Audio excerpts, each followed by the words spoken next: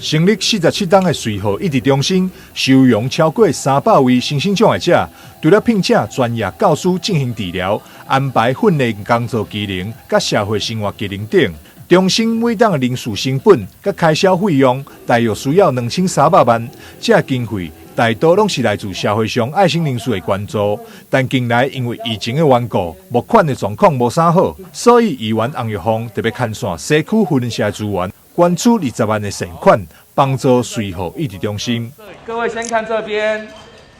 好，疫情那么严峻的情况之下，他们的募款是有实务上的一个困难，所以也很感谢西区扶轮社，他们愿意承袭这样子几年来的一个传统，对于瑞妇的一个关心，所以我是当桥梁，引荐他们，跟他们一起来分享这样子的一个福气哈，也希望说这样子一个抛砖引玉的行动，能够让更多的社会团体一起来关心。我们西区扶轮社过去就是在做社会服务的部分，所以才会想说那。我们西区扶轮社自己来直接捐献，所以我们在社里面也发动了社友的一个捐献。那我们总共提供了20万的一个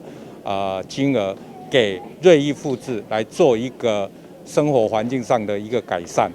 为了西区扶轮社的这笔爱心善款，会当小可疏解募款的压力，这也让中心主任李雪英非常的感动。很感谢西区扶轮社今天到瑞妇益智中心来，除了社里面的帮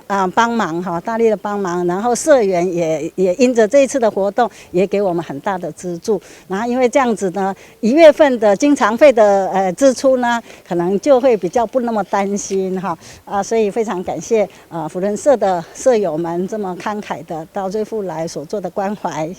更难得是西区扶轮社社友李志春，伫实地参观过随和益智中心后，私下阁捐出50万的支票，希望会当达到抛砖引玉的效果，互更侪人帮助随和渡过难关。